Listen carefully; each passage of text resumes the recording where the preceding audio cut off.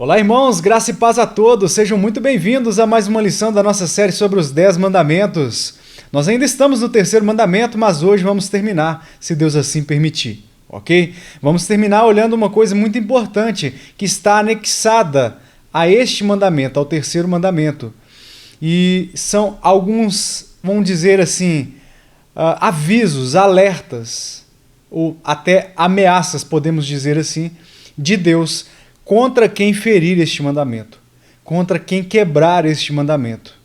Mas antes de conferirmos essas ameaças, esses avisos, enfim, pode chamar do jeito que você preferir, vamos ler o nosso texto e, claro, vamos orar. Êxodo capítulo 20, versículo 7, acompanhe comigo. Não tomarás o nome do Senhor teu Deus em vão, porque o Senhor não terá por inocente o que tomar o seu nome em vão. Vamos orar. Senhor meu Deus, amado e glorioso Pai, muito obrigado, Senhor, por tua graça e a tua misericórdia, e em nome do teu Filho amado Jesus Cristo, por esta graça, por esta misericórdia, eu me achego a Ti agora em oração, unindo a minha fé com este irmão, com esta irmã, agradecendo ao Senhor pelo fôlego da vida, agradecendo ao Senhor pela oportunidade de estarmos aqui juntos, ainda que à distância, juntos estudando, como irmãos em Cristo, os teus mandamentos, a tua palavra, a tua lei moral, o teu caráter, que nos direciona através, sim, de enxergarmos os nossos pecados, as nossas falhas, nos direciona para a única salvação, a única chance que nós temos, que é o Senhor Jesus Cristo. E neste nome estamos aqui diante de Ti, pois o véu foi rasgado, Senhor, e nós Te louvamos por isso. Ó Deus, que possa haver pessoas acompanhando este estudo que ainda não foram revestidos com a justiça de Cristo, mas que venham ser, que venham crer no Evangelho, que venham crer no sacrifício do Teu Filho amado em nosso favor. Abra os olhos, Pai, abra os ouvidos para ouvirem, para entenderem, discernirem, compreenderem a Tua vontade. Transforma os corações, tira corações de pedra, Pai, e coloque coração de carne dentro deste homem, desta mulher. Nos dê corações que são gratos a Ti, corações contentes, que estão contentes com aquilo que o Senhor tem feito e aquilo que o Senhor prometeu que irá fazer. Corações cheios do temor do Senhor. Ó Pai, me ajude a passar o que o Senhor deseja que seja passado. Me ajude os ouvintes a ouvirem e entenderem, a reterem cada porção deste estudo. Perdoa os nossos pecados, em nome de Cristo, e receba a glória para si. Porque é em nome dele que nós oramos. Amém. Bem, antes de irmos para a parte final do versículo, vamos relembrar rapidamente os principais tópicos que a gente viu. Nós estudamos até aqui neste mandamento e tópicos de coisas que ferem o terceiro mandamento. Eu tenho aqui o rascunho, foram alguns tópicos enumerados pelo puritano Thomas Watson, que a gente viu. Se você está acompanhando essa lição aqui aleatoriamente, eu te convido a vir aqui na descrição do vídeo. Aqui tem esse link da playlist dessa série. Aí você acompanha desde o início, se assim você se interessar, se sentir motivado a fazer isso. Então ele enumera alguns pontos, alguns pecados contra o terceiro mandamento que nós já vimos. Como, por exemplo, tomamos o nome de Deus em vão quando falamos superficialmente, irreverentemente do seu nome. Tomamos o nome de Deus em vão quando nós professamos o nome dele, nos intitulamos cristãos, falamos que somos embaixadores, imitadores de Cristo, mas nós não vivemos de acordo com ele, com os princípios, o caráter dele. Ok? Esse seria o tópico número 2. O 3 seria: tomamos o nome de Deus em vão quando usamos o seu nome em conversas ociosas, conversas frívolas, coisas secundárias e etc. Tomamos o nome de Deus em vão quando adoramos com nossos lábios, mas não com nossos corações. Ou seja, é a religião, né? A religiosidade, aquela coisa litúrgica, cerimonial, que cumpre só no exterior, mas o coração literalmente não está ali. O que leva ao quinto tópico: Tomamos o nome de Deus em vão quando oramos a Ele, mas não cremos, não acreditamos nele de verdade, né? É só uma capa exterior.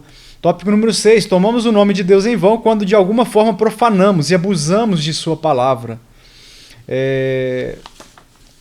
Nós vimos a penúltima lição, foi só sobre esse tópico. Vale muito a pena conferir e até revisar se você já viu. Tópico número 7. Tomamos o nome de Deus em vão quando juramos pelo nome de Deus. E a gente viu aqui os principais tipos de juramento proibidos, inclusive por Cristo, lá em Mateus capítulo 5, versículo 34.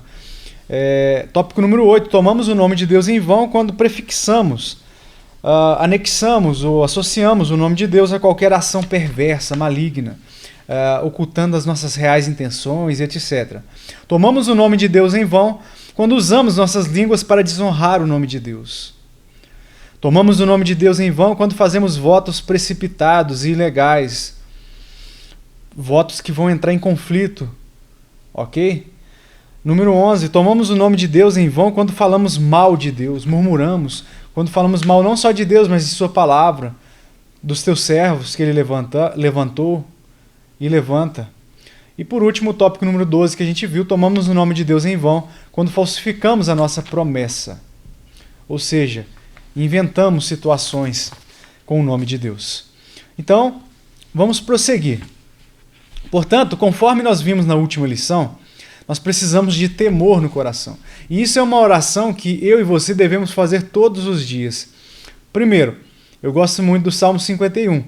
Cria em mim, ó Deus, um coração puro e renova em mim um espírito reto, inabalável. E, obviamente, Senhor, cresça o temor do Senhor no meu coração.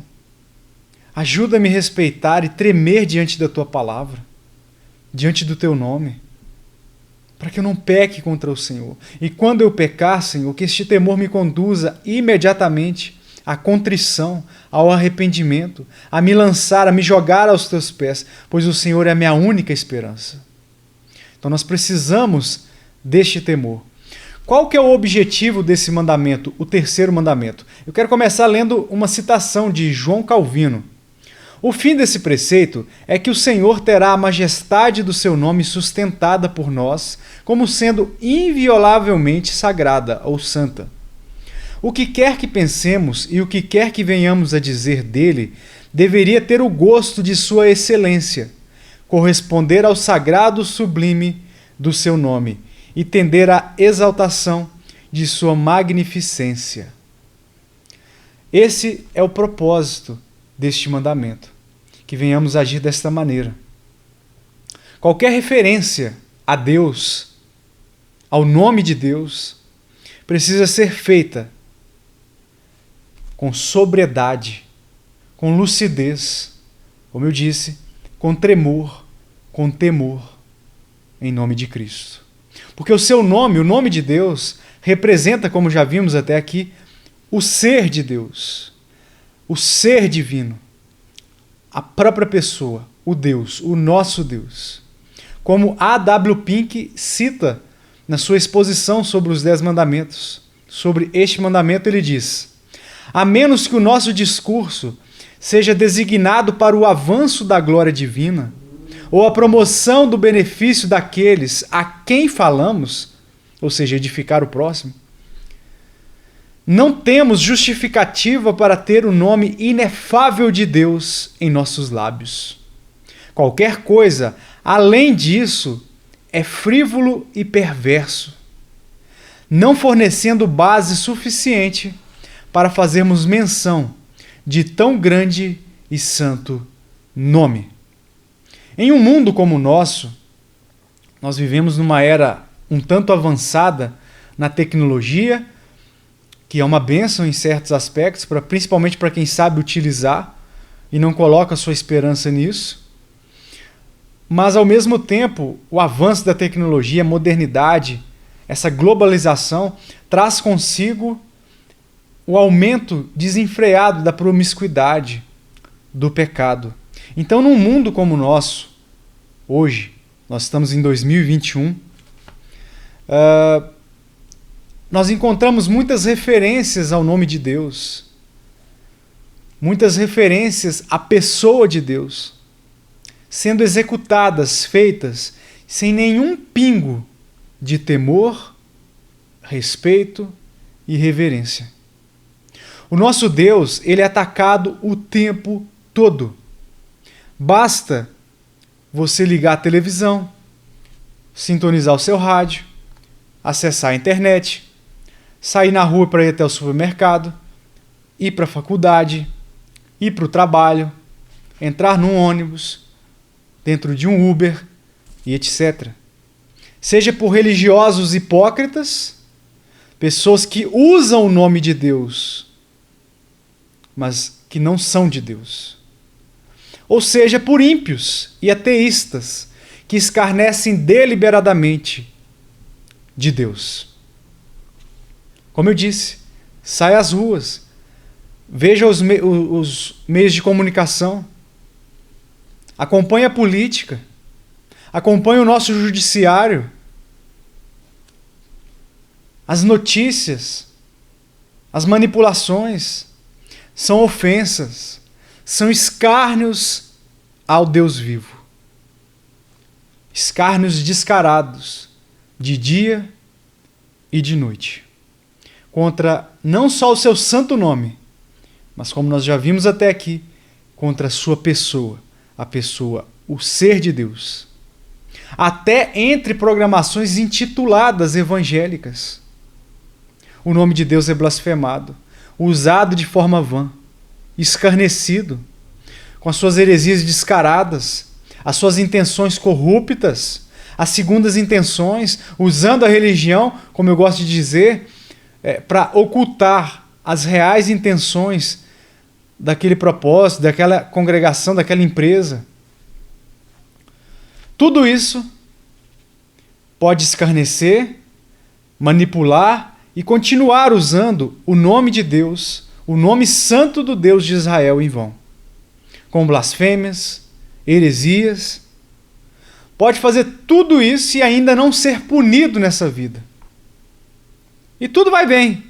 A pessoa não adoece, está casada ou tem filho, ganha um bom salário, fala 5 línguas, está tudo dando certo para ela. Tudo dando certo para ela. Mas, sempre tem um mas, né? Com Deus nunca tem um fim, sempre tem um mas. Estávamos perdidos, mas agora, após a redenção, após a cruz de Cristo, temos esperança nele. Podemos escarnecer o nome de Deus, viver em pecado deliberado e tudo vai bem aos olhos humanos. Mas o Senhor não terá por inocente o que tomar o seu nome em vão. E é essa sentença anexa que eu quero ver com vocês.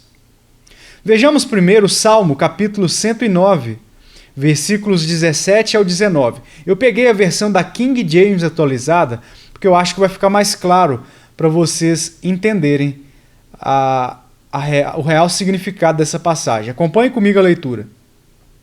A maldição que ele tanto amou veio sobre ele. A bênção a que ele não deu preferência, dele se afastou. Revestido de maldição, como de seu manto, ela penetrou como água em suas entranhas e como óleo em seus ossos. Envolva-o com uma veste mortuária e aperte-o, sempre como um cinto que continuamente se cinge. Este, obviamente, como todos sabem, eu espero que sim, é um salmo de Davi. E Davi aqui está diante de um tribunal corrupto. Ele está diante de um tribunal formado por pessoas que já haviam estado ao seu lado, que já haviam sido chamados de seus amigos, pessoas que eram próximas a Davi, mas que o traíram. E ele ora com muita ira e indignação no coração, porque a injustiça traz indignação a nós. Ele orou para que Deus acertasse as contas com o seu falso acusador, ou os seus falsos acusadores. E aqui, nesse salmo, nós encontramos, desde o versículo 1, a gente viu os versículos 17 e 19, mas aqui a gente encontra, se não me engano, do 9 em diante, a gente encontra uma série de maldições, das quais se voltariam contra os falsos acusadores de Davi, cumprindo a lei de Israel e a lei, obviamente, da semeadura. Muitas vezes as punições se estendiam até mesmo aos familiares dessas pessoas. Até a natureza, a Bíblia diz que até a natureza, quando eu digo a natureza, é toda a criação, não só o ser humano, mas até as árvores, as plantas, os animais, toda a criação geme por causa do pecado do homem. Pecado do homem contra quem? Contra Deus, contra o seu santo nome. Romanos 8, 22. Até a natureza geme. Vejamos Jeremias capítulo 23, versículo 10. Porque a terra está cheia de adúlteros e chora por causa da maldição divina. Os pastos do deserto se secam, pois a carreira dos adúlteros é má e a sua força não é reta.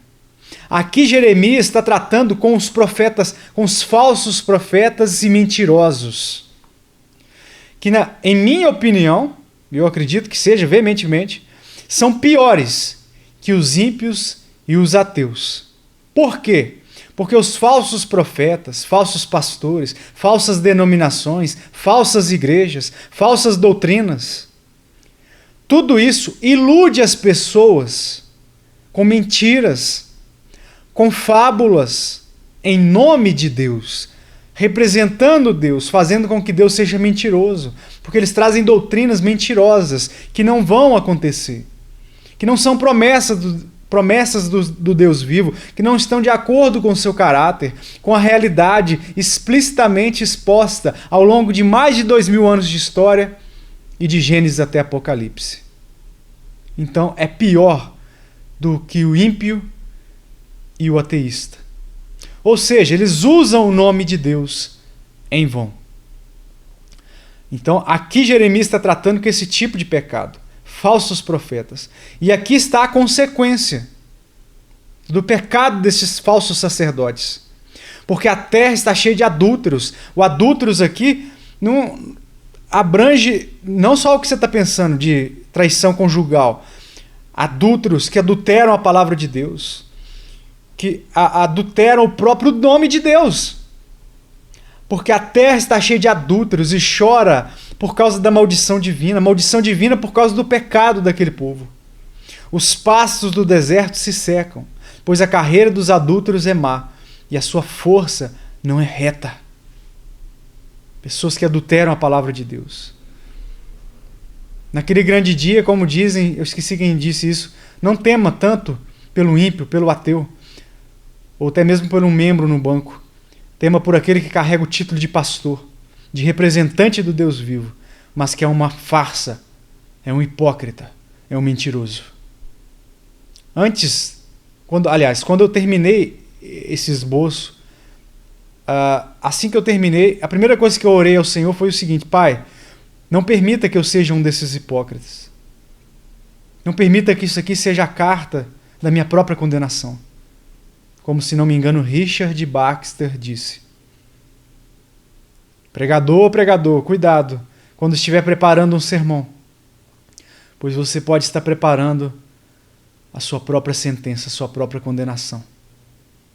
Então, que todos que se propõem, e não só pastores em púlpito, mas irmãos em Cristo, que se propõem a pregar o Evangelho, que nós possamos ter temor ao santo nome de Deus, sondar as nossas reais intenções antes de nos lançarmos nessa carreira.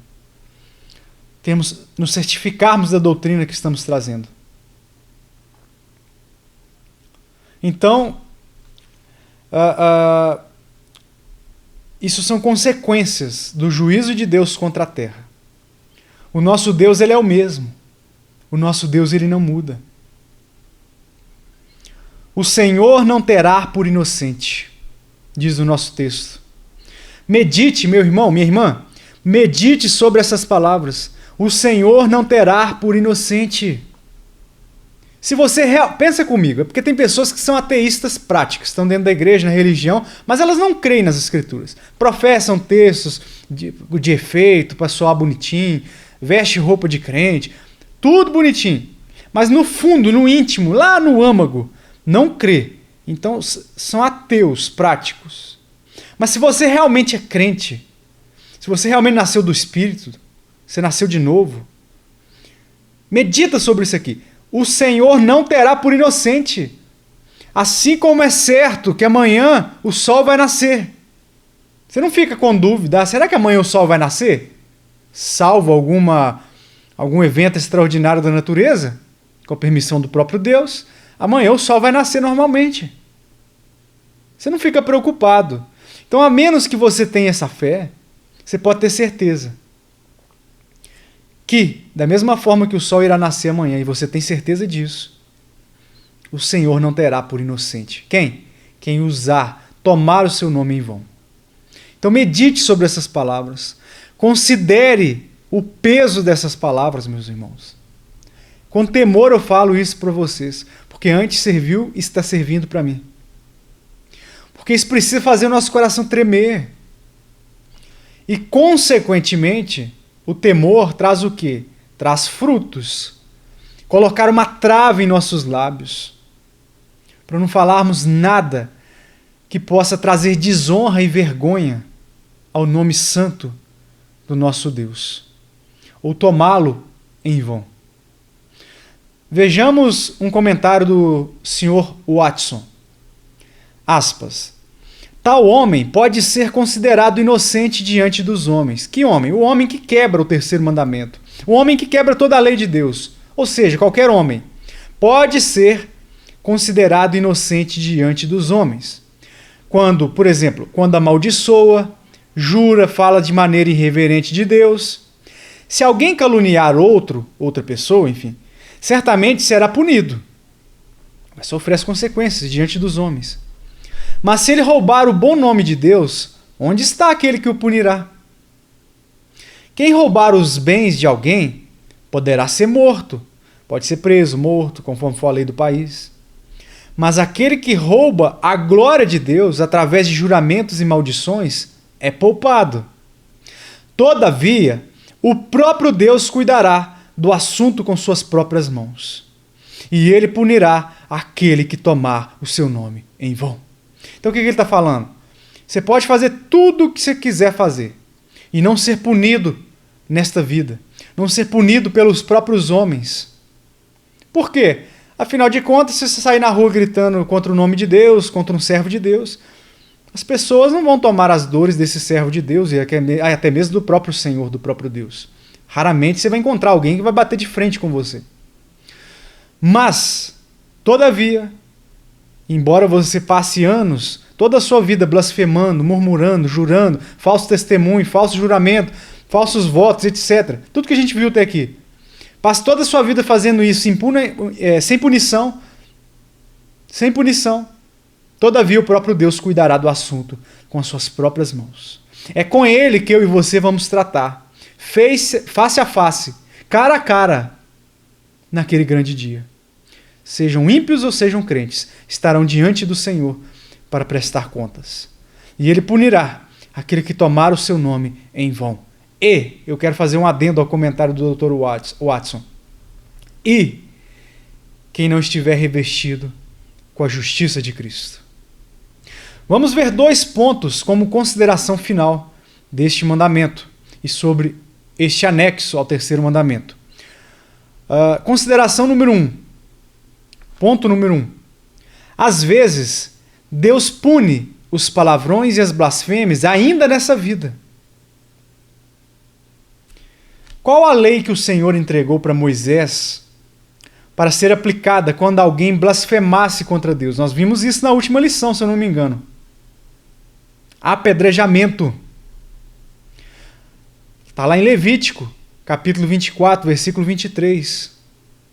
Mas leia o capítulo todo. Eu não quero ser místico aqui, mas como eu estou pegando aqui um exemplo da própria exposição do Dr. Watson, ele conta nesse livro 2 casos que eu quero trazer para uma aplicação aqui para a gente. A seguinte, primeiro caso. O primeiro caso é o caso de um soldado. Um soldado que, ao ser pego desprevenido por uma grande tempestade, trovões, relâmpagos, etc., começou a praguejar, ou seja, falar palavrões, xingar. Em seguida, isso são coisas reais, que as pessoas contam, está na história. Em seguida, a tempestade arrancou uma árvore pela raiz e lançou sobre ele e o esmagou. O segundo caso vem da história alemã. Não sei te dizer data. Havia um jovem que tinha o costume de falar palavrões, inventar novos juramentos, o tempo todo. Para onde ele iria, ele sempre estava com palavrões em sua boca, saindo de sua boca, expressando o que havia no seu coração, porque os palavrões nada mais são do que isso, expressões do que há no coração, e sempre jurando falso, inventando novos juramentos e etc. O tempo todo. Por consequência, um câncer em sua boca comeu a sua língua. Repita, eu não quero ser místico aqui, irmãos. E nem generalizar, falar que toda doença, todo acidente, toda tragédia é a mão de Deus ali. Não. Mas há coisas, assim como esses dois pontos citados pelo Sr. Watson, que acontecem por consequência do juízo de Deus. E às vezes até da disciplina, se você for um eleito. Então, sim, há situações que a pessoa é enferma por causa de juízo divino. Há, sim, há casos de tragédias, como o caso desse soldado que a árvore caiu em cima dele, que são consequências do juízo divino. Irmãos, o Senhor está no controle de tudo. As pessoas acham que, por exemplo, tem umas que pegam e falam que tudo é o diabo. Coloca o diabo como se o diabo tivesse uma queda de braço, quase ganhando de Deus. Isso não existe. Deus é soberano, Ele está no controle de tudo. Seja do bem ou seja do mal. Nada vai além da vontade de Deus. Nenhum fio de cabelo cairá da sua cabeça, da minha, sem a santa permissão de Deus. Então, sim, há situações que acontecem por consequência de juízo. Pessoas irreverentes, pessoas hipócritas, falsos profetas, pessoas ímpias, ateístas, que colhem essas consequências como juízo, muitas vezes, como vimos aqui, mortal, ainda nesta vida. Mas, repito, eu não quero generalizar, quer dizer que eu estou doente é porque eu estava em pecado. Não, nem sempre. Pode ser simplesmente consequência do pecado que habita em nossa carne. Pois tudo que há de ruim na carne vem do pecado do homem, que só será extinguido quando a nossa salvação completa, a nossa soteria, for entregue a cada um de nós no nosso corpo glorificado, e não aqui. Então, sim, você como um homem santo, fiel, pode ficar doente. Infelizmente, não queremos passar por isso e não desejamos que ninguém passe. Mas, infelizmente, irmãos, é duro encarar isso. Mas pode sim acontecer e o nosso Deus pode permitir. Como permitiu os seus apóstolos, com exceção de João, serem mortos de forma cruel e violenta.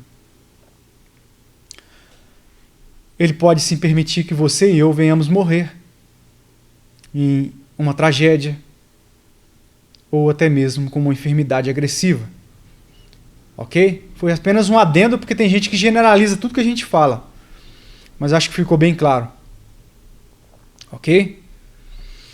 E o segundo tópico que eu quero pegar como consideração final é na verdade um versículo. Mas eu intitularia esse tópico da seguinte maneira: se Deus não executar juízo contra os profanadores do seu nome nesta vida, como nós acabamos de ver, a condenação deles será vindoura. Só mais um adendo ao primeiro tópico, antes de terminarmos. Às vezes tudo vai bem para você. Não vem juízo de Deus nessa vida, não vem disciplina, não vem nada. Você continua blasfemando, usando o nome de Deus em vão, pecando, lambuzando, limpando a boca e partindo para a próxima. Aí você diz, não tem juízo contra a minha vida, eu não estou doente, eu não estou sem dinheiro, tudo vai bem, não sofri acidente, não sofro acidente, mas nem o dedinho do pé eu nunca torci. Talvez o juízo de Deus contra você seja isso. O silêncio de Deus, o abandono de Deus naquilo que você mais ama, ou seja, as suas corrupções. As suas corrupções. Agora sim, tópico 2. Se Deus não executar juízo contra os profanadores do seu nome nesta vida, a condenação deles será vindoura. Vejamos Hebreus capítulo 10, versículo 31. Deus não vai perdoar a culpa deles, mas entregá-los a Satanás, para serem atormentados para sempre. Se Deus justifica um homem, quem o condenará? Mas se Deus o condena, quem o justificará? Se Deus lançar um homem na prisão, como ele pagará a fiança? Deus dará o golpe final no pecador no inferno. Essa é a citação do Dr. Watson. Agora sim, Hebreus 10, 31. Horrível coisa é cair nas mãos do Deus vivo. Irmãos, o tempo do nosso arrependimento é agora. É hoje. Não postergue, não adie aquilo que você pode fazer hoje para amanhã. Se arrependa dos seus pecados. Creia no Evangelho. E eu espero que o Espírito Santo possa te ajudar nessa hora. E que você, ao olhar para Cristo, seja iluminado, não seja confundido. E que naquele dia, eu e você, juntos, possamos ouvir: muito bem, servo bom e fiel. Vinde, vinde benditos do meu Pai. Vinde para o gozo do seu Senhor. E não apartai-vos de mim, vós que praticais a iniquidade. Malditos, nunca vos conheci. O sangue de Cristo é capaz de purificar toda a blasfêmia que já saiu da sua boca e da minha. Mas para isso nós precisamos crer. E a nossa fé produzirá frutos. Pois a salvação é pela graça mediante a fé. Mas os frutos, as obras, a transformação é a prova, a consequência de que nós somos genuinamente nascidos de novo. Não perfeitamente, mas haverá temor, contrição, sensibilidade à voz de Deus e ao pecado. Portanto, corramos para Cristo, aquele que nos comprou, nos resgatou e nos dá a esperança da vida eterna. Estude as promessas de Deus nas Escrituras, meus irmãos. E eu tenho certeza que grande alívio trará ao seu coração aflito. Estude as promessas e creia nelas. Bem, finalmente finalizamos o terceiro mandamento. E eu espero, como eu sempre digo, que tenha sido útil para vocês. Eu espero que, se o Senhor assim permitir, em breve a gente possa retornar com essas lições já no quarto mandamento, dando continuidade, e que Deus me conceda, se Ele assim quiser, a capacidade de fazer isso até o final, até o 10º mandamento. Ok? Fiquem todos com Deus. Tenham uma excelente semana. Que Deus os abençoe. Tchau.